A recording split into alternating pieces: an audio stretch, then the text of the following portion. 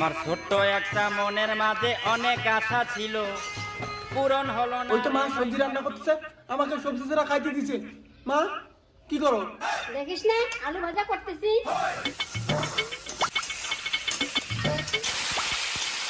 ও এই তোমার কেমন মানুষ, সবজি থাকতে আমাকে সবজিটা খাইতে দিছো। হ্যাঁ তুমি তাড়াতাড়ি আলু ভাজা করো, আমি খাবো।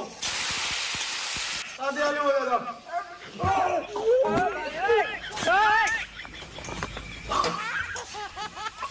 হ্যাঁ চালিও কি বাবা ছেলে মিলে তোর মাসি হই তাই বাবা মটর গাওয়াই বেশিয়া